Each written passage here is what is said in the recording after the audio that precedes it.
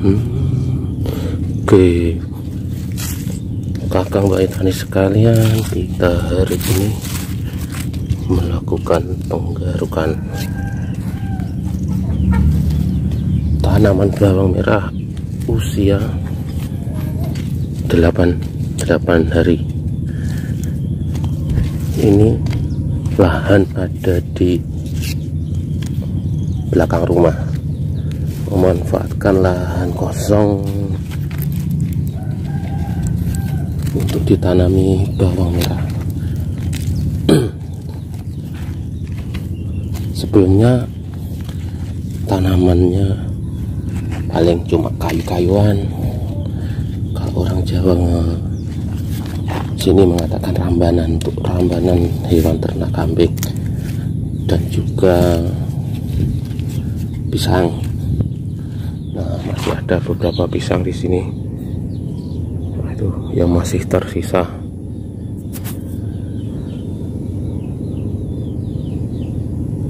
Pisang ini tidak saya potong karena sudah ada buahnya, jadi mubadir.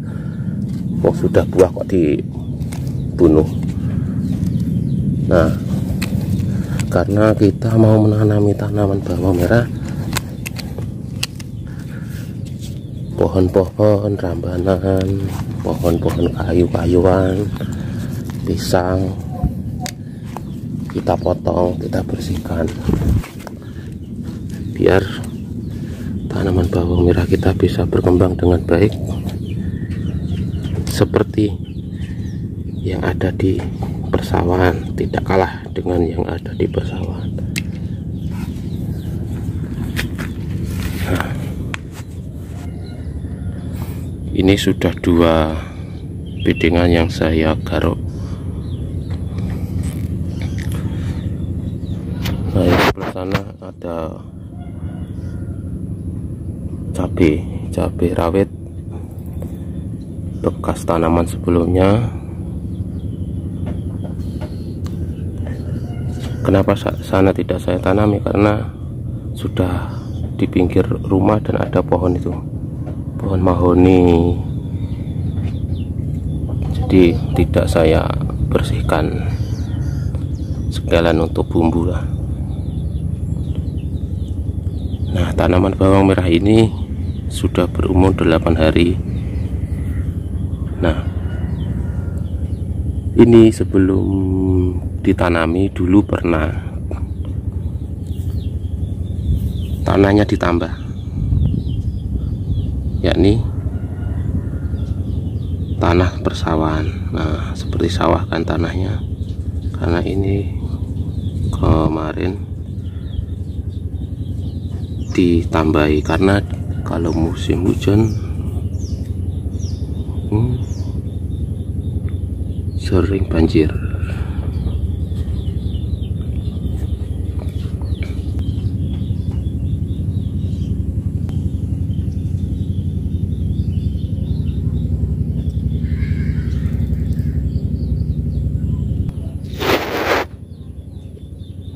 Jadi untuk masalah kesuburan kurang lebih sama dengan yang ada di persawahan, cuma bedanya lingkungan sekitar memang banyak rumah. Nah, ini selatan ada rumah, timur rumah. Nah, kalau yang barat enggak terlalu ya, paling ada itu pohon-pohon pisang, tapi jaraknya agak jauh. Yang paling dekat satu pisang ini sama yang itu buah naga. Nah, ini pohon kelapa mati kena kuawong.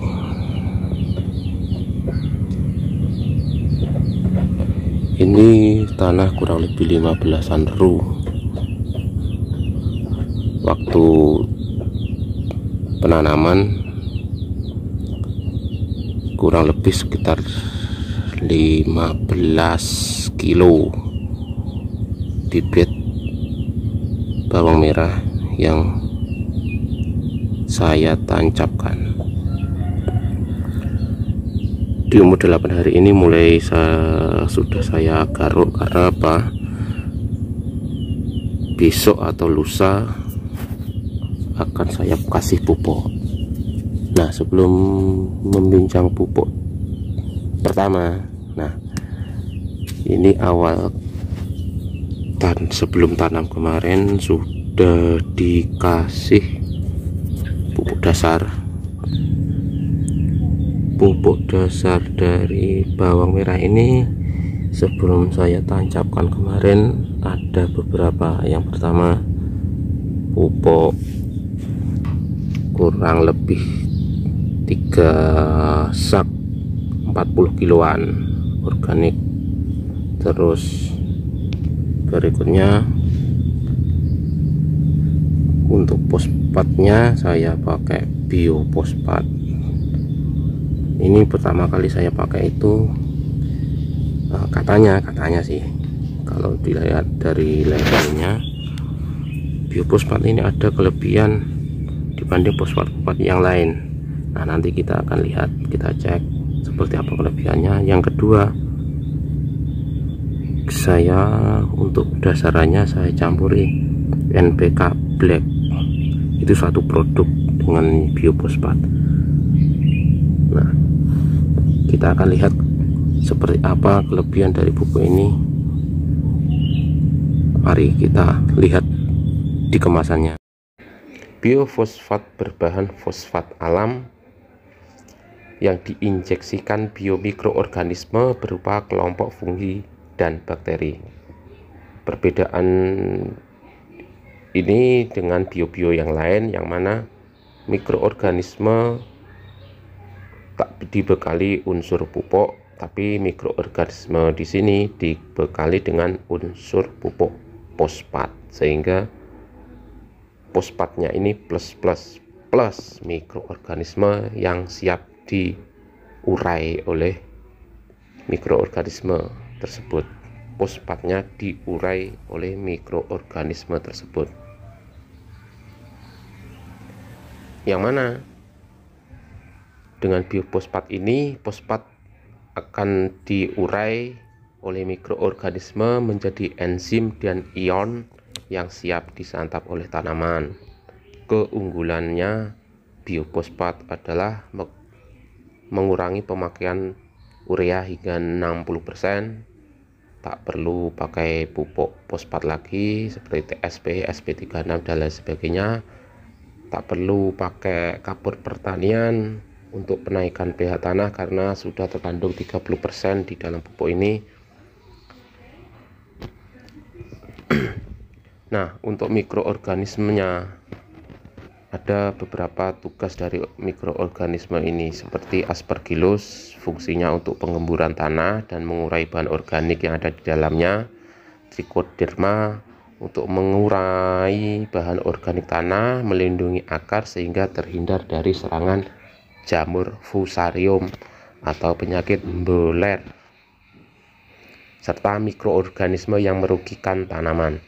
Sedangkan Azotobacter adalah bakteri yang menambat nitrogen dari udara dan mampu melarutkan fosfat dan kalium, serta Pseudomonas, bakteri yang efektif melarutkan fosfat dan kalium. Untuk dosisnya 50 kg untuk tanah 50 ru, sehingga untuk tanah yang saya tanami tadi 15 ru, biofosfat pakai 15 kg. Untuk pupuk dasar selanjutnya adalah NPK Black Ion. Pupuk ini bersifat kontrol soluble, yaitu kandungan nutrisi dilepas secara bertahap, sehingga pupuk ini tidak mudah habis dan dimakan sesuai kebutuhan tiap tahap perkembangan tanaman. Nah, NPK Black Ion ini juga berfungsi sebagai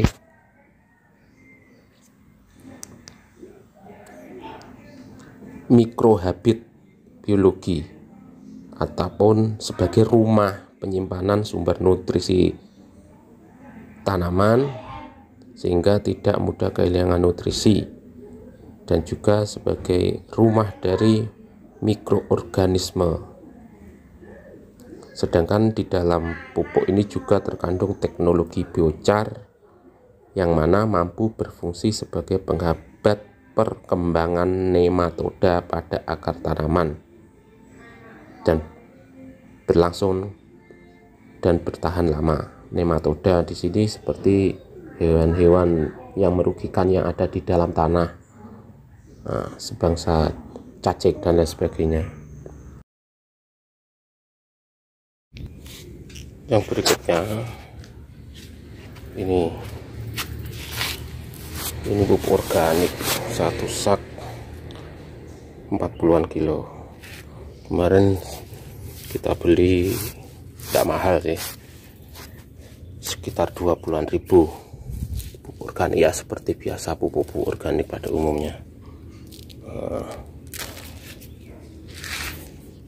Jadi pada intinya pemupukan ini saya mencoba pemupukan yang kimia plus organik kombinasi, sehingga nanti kita bisa lihat perkembangannya tak hanya sekedar mementingkan